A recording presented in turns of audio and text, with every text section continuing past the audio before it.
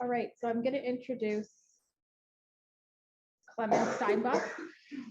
He is a consultant for the BC CFE and project director for the HRSA Ryan White HIV/AIDS program, the Center for Quality Improvement and Innovation. Clemens, over to you.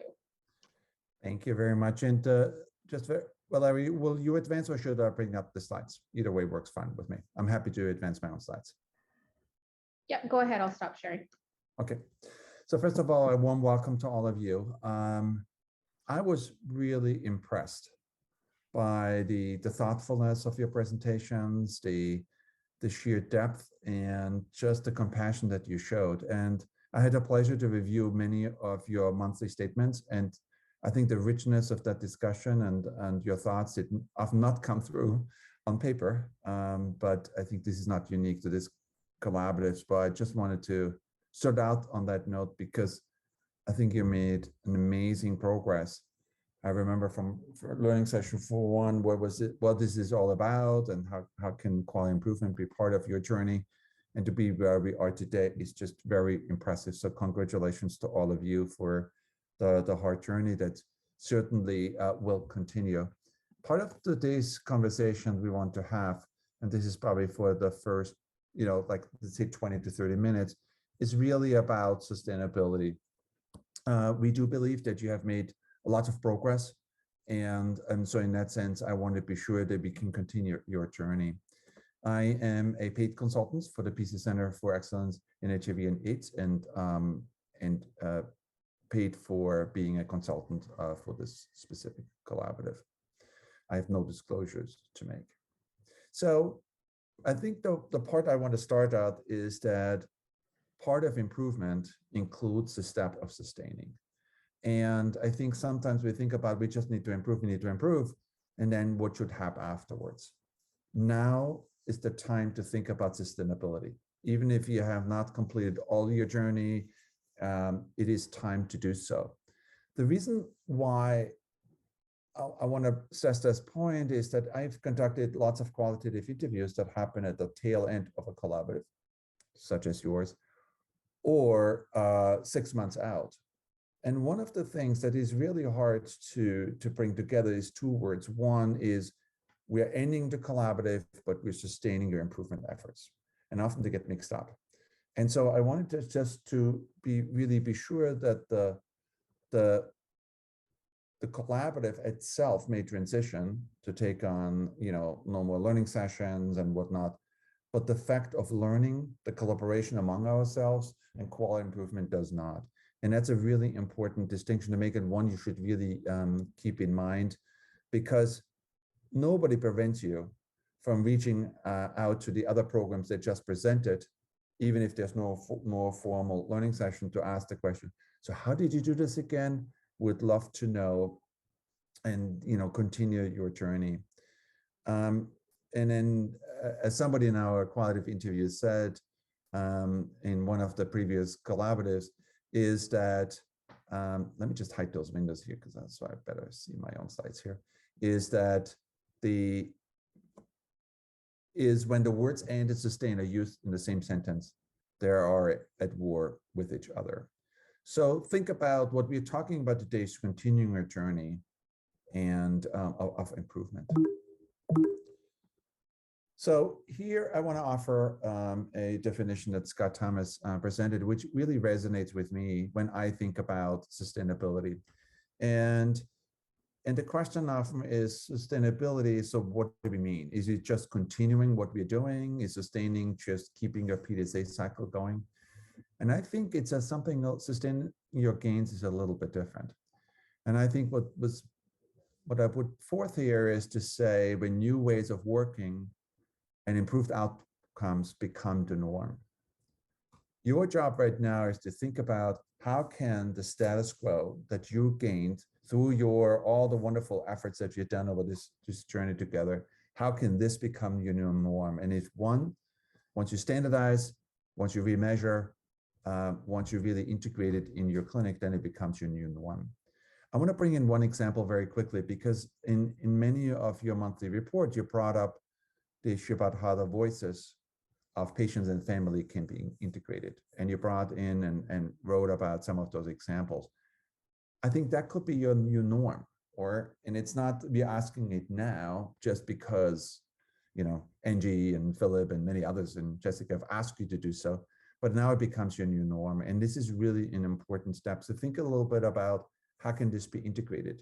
How can everybody knows from now on? So because what we avoid happening is that any improvements that were made are not sustained and you go back to zero.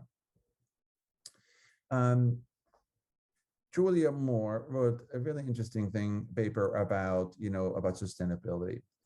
And I wanted to highlight a few, and we're gonna go a little bit deeper dive into some of them. But here are the 9 constructs that were put out that really had an impact on sustainability of improvements that you just went through. And one of them very clearly is to provide visible and direct leadership. And when I say this point often, then people think like, well, I'm not a leader in my organization. I am the nurse, I'm the case manager, I'm the psychiatrist, but not the medical director. I think there are really different layers of leadership. I think in some ways, you all are leaders of your organization, of the improvement efforts that you have. And so, and in that way, you need to be aware about, taking a very visible step. If the organizational leadership is not as visible as you hope, then you should lead from the middle and get them engaged. Ask them to speak at the next staff meeting. Ask them to put out a newsletter report about the award that you just received. Be very creative in doing so. Sustainability takes a team. And I think sometimes we go the shortcut by saying, well, if Valeria is doing it, well, she should continue. And the team that you had together, and it was really wonderfully presented by many of you earlier today, that it goes back to one person. Be sure that the team continues, has the time to meet, and continues doing so. I just want to highlight that when it says here, coach to support change, obviously with the collaborative ending, we have to think a little bit in a different way how you can be supported. But I think the creativity can lead to the fact that why wouldn't you meet up with your other sites virtually on a routine basis and hear more from them? Why don't you want to keep yourself challenged with others and present your challenges to others and ask others to help you? So this would be really outside the collaborative framework, but one that you can take on yourself, ideally. When we say allocate actual resources, I think that the most important resource that we have in a clinic is the time and the staff. And I think you have to be very mindful about how and what resources you have available and how can we be sure they're allocated going forward and how we can do that. The ultimate testimony of really sustained gains is really the change and the creation of a culture of quality improvement in your program.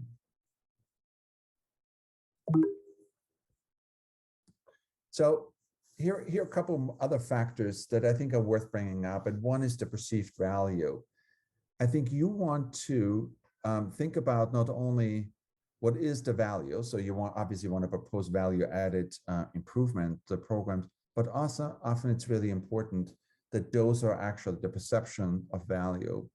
And that's something that I feel very strongly that you think about how you can let others know about the perceived value, not just the hard facts about here's the number, here's the improvement, because we did X, Y, and Z, we improved the uptake by 10%, but also what's the perceived value? What's the benefit to me? Is it more work or less work? How does it integrate it into new employee orientation? How does the policies change? And therefore really change the perceived value. There needs to be routine and feedback loops and monitoring loops to know, are you actually continuing the journey? And I think one of the things we have every day are patients coming into your programs, set up routine systems to really ask them, so are we continuing on that trajectory of change? Worth pointing out also here on this slide is by Scott Thomas, is about the partnerships And I hope that many of you have continued the fostering of those relationships. Not a single clinic, not a single provider can make all the difference in a community. So therefore, those bridges that we have built now and many more to build will ultimately be the successful strategies going forward. Here, it's really worth for me to point out the organizational fit. Each organization has its own culture, norms, and expectations. And I think I want to really be sure that what you do needs to be part of that organizational fit. So how does this really work within the constructs and constraints of an organization? And so that's where sustainability really come into play, and ultimately the community fit, which I think is clearly demonstrated in this collaborative. So we all see right away and often the benefits of sustaining, or because you realize you can document your improvements over time, it builds momentum for change. But I think often we need to ask the question in reverse. So what are consequences of not sustaining your improvement efforts? And I think one of the lasting impact of not sustaining is often what is called the quality package, meaning like I'm doing all the work and then we stop and we go back to zero and then we have to do it again. I think it's a wasted energy. So figure out that if you do this really well now, the next improvement project that you're doing will be as successful, if not more, because you're starting at a different level. And also it adds not to the perception that, well, quality is just, come and go, but rather sends a message that it's imperative to sustain, and we will continue our journey going forward. So a couple of other reflections here. And this is why we have introduced sustainability, not at this learning session, but also at the previous ones, I think it was LS2, that we should think about and plan for sustainability now, have things in place, and don't wait till you have the perfect results and the perfect outcome. Because I do believe that often the perfect is the enemy of the good. If you just wait till everything is really done, I think we wait way too long. Sustainability needs to be integrated. And I feel very strongly that this is actually a cornerstone of quality improvement, to think about thinking ahead. And because I think if you don't make a case to others in the program about sustaining our efforts, I think then it really will ask the question, so what would I bother if we go back to square one, so to speak? And that's why I think it's really critical that we start now. And so one example would have been, again, our family, the involvement of families. Maybe sustaining is that you think about how can this be done on a routine basis? Is there a mechanism by which we can ask patients about how their voices can be integrated, whether it's routine feedback, whether it's just active listening, whether it's about integrating somebody who is a patient in the program to become, the voice and the listening ear for other patients.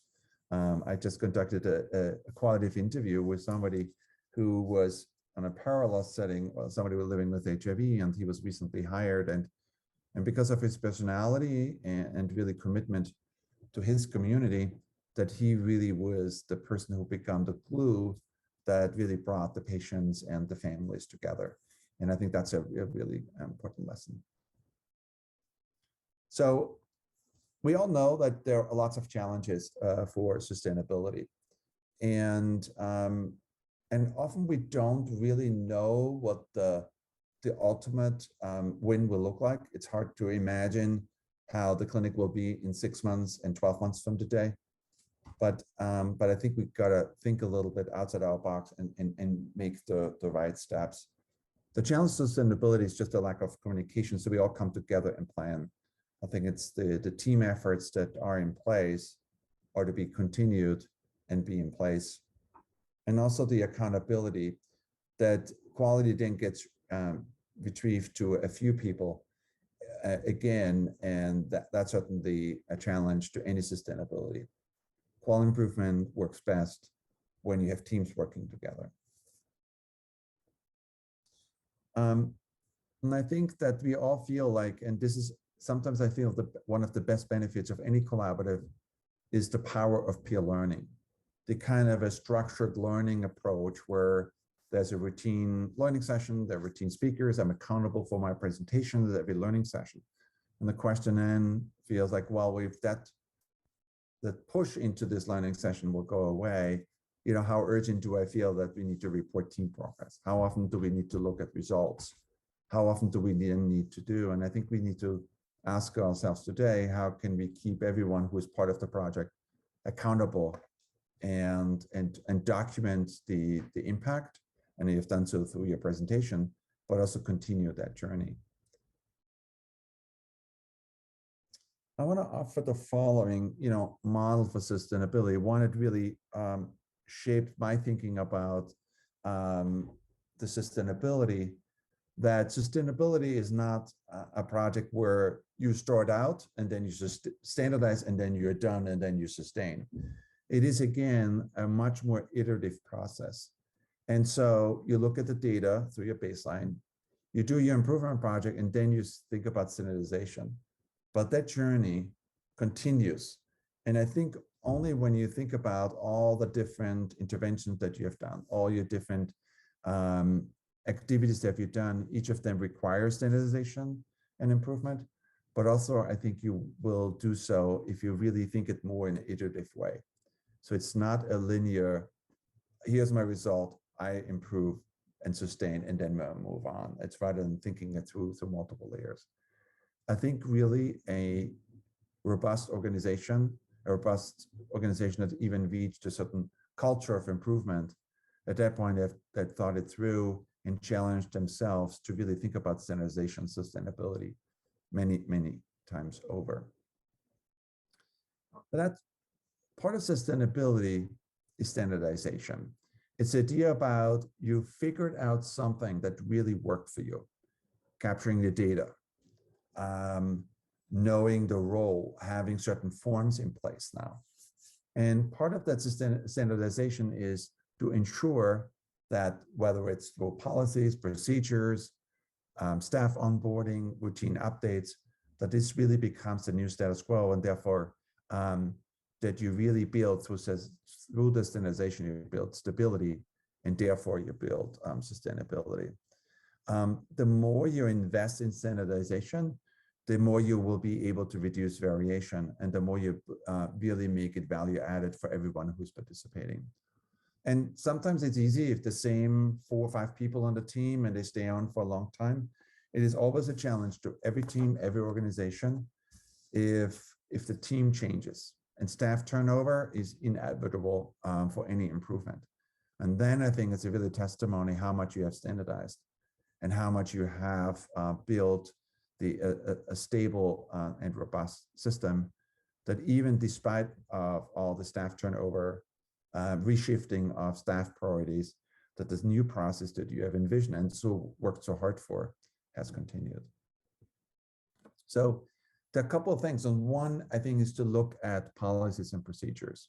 And it seems always like, yeah, we write a policy, but I think it's really important to document the new status quo and to write it out and make everybody accountable for what we want to sustain and what we want to standardize. And that also includes, for instance, new staff onboarding. So if a new staff will become part of your closeting team and education and the family, then really be sure that they have the necessary capacity to do so. And often by outlining and make it for instance, a procedure, not just words, but more graphically, so I know what happens. If this happens, I will do this. Then it really would go a long way to make the difference. If you document everything, that you also think about accountability and enforcement. Enforcement not in a negative, oh, you didn't do it, but enforceability that you are accountable for the steps that we agreed on. And something I feel that is a living document, one that changes over time. Nothing will be the same for many years to come, but I think you need to think about how you can standardize now so you can make changes to it at a later point. here it's just a little bit. I think that most of you, so this is basically on a continuum of standardization and outcome. I think most of you are somehow reached a step of defined QI approach, somewhere here and somewhere between the robust QI management. And I think that you have the tools in place. And the question to me is, how can you now go towards a more of a culture for quality improvement? And some of the things are that I feel, we all feel very strongly about, is to promote joy in work, joy in improvement. And it's not just like because the collaborative asks you to do so, but it becomes much more an internal value to organization than that we enjoy improving because it benefits us, it's staff morale, but also it helps the community. We talked a lot about the role, or a little bit about the role of the leader. And again, keep in mind, when I think about a leader is not only the hierarchical leader, but is also informal leader. And often when patient advocates, or we heard so many times the voice of family members, they often become leaders because they really set the tone often for a program. And here are some of the functions that leaders, whether they formal or informal, should take on. And I think in the absence of a very visible leader, ask your leaders to present on your behalf. Ask them to speak to staff, ask them to speak to patients. And I think it sends a very visible message about the importance of what you have accomplished or where you need to go. Often the storyboards that you have put together, basically your slide set, present them to the leaders if they're not present on this meeting yet, and share them with others in your organization. I think for those program staff, and sustainability is also spread of the lessons learned within the larger organization. Let others know who are not part of your quality improvement program. Other staff and team members know about your journey. I think it will build the kind of the organizational culture that learning is part who we are, and therefore helps others when they start their journey. I want to highlight about 3 things that I think is remeasuring. Now is the time that you think about at what point do we want to remeasure. And it's not, you may choose to decrease the frequency of measurement, but it means that you really regularly review your data. Think about now when you need to, who's collecting, when, where are the results being presented, and then also establish a threshold by which you will take action if a certain number has not been reached. So I think if you, rule of thumb, if you measure something monthly, maybe every 3 months is probably fine. Every quarter, maybe you want to start out with. What you want to avoid is by not measuring, you're not looking at the data, therefore it becomes less important. So having that in place is really important. So set up your remeasurement performance schedule. When do you want to look at the data? Who's collecting the information? And really think very strategically about decreasing the frequency. An annual review at this point may not be enough to remeasure. The next one is about communicating the success that you have done. Think about a recognition, a reward system. And I'm often think about a non-monetary reward is often more meaningful than a financial one. And you think about, asking somebody to present the storyboard to others. Asking, many of our conferences are virtual these days, so there's not much of a travel expenditure. Maybe they can present other staff to present rather than the same. And I think for some, it is a very rewarding experience to be recognized within, within a group or within a conference to present the findings. Champion staff that have worked so hard on this project, make them visible within your organization. Hang pictures of them, a team picture often is worth more than saying, here's the list of all the people that have participated, and continue to exchange best practices with others, even beyond the collaborative structure. And then lastly is about bringing in the quality or the sustaining efforts into job descriptions. What changes do I need to make now that will ensure that the clozapine uptake in clinics will continue? And I think now you have enough thinking about what it should look like. And I think it's now the time to look at job description, make changes, develop an outline, like a flow diagram of what the new process should be, and then communicate, training, and make it visible for everyone else. I think it's also nice when you have your quality improvement training, bring back the results of this training to others so that you can benefit from, and hopefully that will help others to lead your example that you were able to reach within this collaborative. We talked a lot about letting others know, and I think so just think about a visual representation. The more we communicate visually often helps different learning styles to be part of your journey.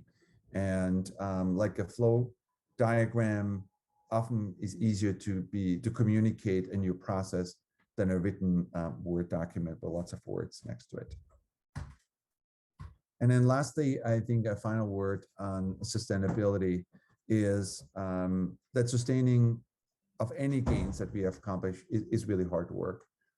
But I think what we want to avoid is, if you don't think about sustainability now, very likely you'll go back over time. And now it's really the time to make the necessary changes to the culture of the organization, adopt it in policies, adopt it in procedures, let others know what you have done, because I think that's the only way how we can change the organizational behavior. And